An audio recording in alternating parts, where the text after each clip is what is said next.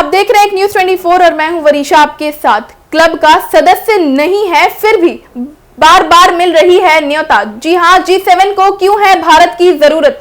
Italy में G7 देशों की बैठक में हिस्सा लेने के प्रधानमंत्री नरेंद्र मोदी भी आमंत्रित हैं। दुनिया के 7 सबसे समृद्ध देशों की इस संगठन का भारत वैसे हिस्सा तो नहीं है, लेकिन वो लगातार मेहमान की तरह बुलाया जाता है। हम आपको बताते हैं कि G7 का सदस्य क्यों नहीं है और किस वजह से।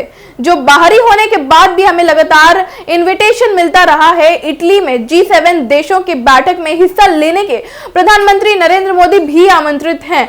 दुनिया के 7 सबसे समृद्ध देशों के इस संगठन का भारत वैसे हिस्सा नहीं है, लेकिन वो लगातार मेहमान के रूप में बुलाया जाता है। इटली के पुलिया में 15 जून तक G7 समिट चलेगी, जिसमें हिस्सा लेने के लिए प्रधानमंत्री नरेंद्र मोदी भी पहुंचे हुए हैं। वैसे भारत G7 देशों का हिस्सा नहीं है, लेकिन उसके शिखर सम्मेलन में वे ज्यादातर समय बुलाया जाता रहा है। ये अपने आप में उपलब्धि है, लेकिन कई कारण हैं जिनके चलते हम दुनिया के सबसे अमीर इन 7 देशों के क्लब में आधिकारिक तौर पर अभी भी बाहर है। 2023 में जापान का हिरोशिमा में G7 मीट हुई, जिसमें भारत इनवाइटेड था। इससे पहले 2019 में फ्रांस ने भी हमें बुलाया और अमेरिका भी आमंत्रित कर चुका है। ऐसा ज्यादातर मौकों पर हो रहा है। बेहद अहम कहलाने वाले G7 बैठक में मेजबान देश भारत को भी गेस्ट की तरह बुलाते हैं। ये बात अलग है कि हमारा देश अब भी G7 के गुट में नहीं आ सका है। तो क्या है G7? ये G7 ग्रुप ऑफ 7 दुनिया के कुछ सबसे समृद्ध लोकतांत्रिक देश का समूह है, जिसमें America, United kingdom, Canada, France, Germany, Italy और जापान शामिल हैं। इन देशों का पहला जमावड़ा 70 के दशक में हुआ था, जब 2 लड़ाइयों के बाद दुनिया महंगाई और डर से जूझ रही थी।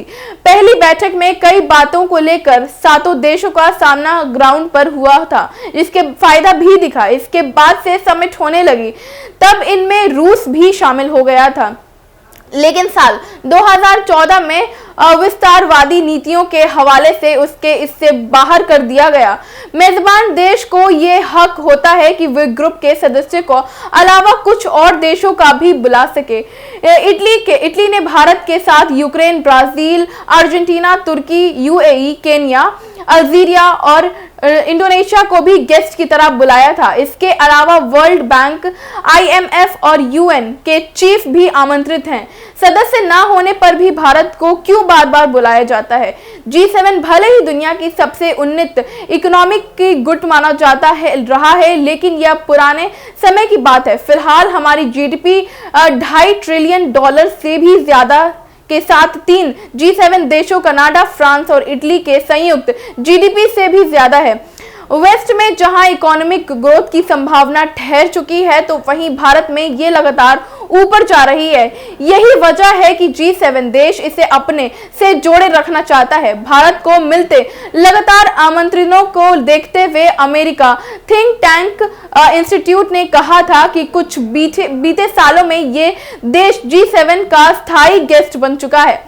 फिलहाल यूनाइटेड नेशंस काउंसिल जैसे शक्तिशाली संगठनों का भी ताकत उतना नहीं रही है।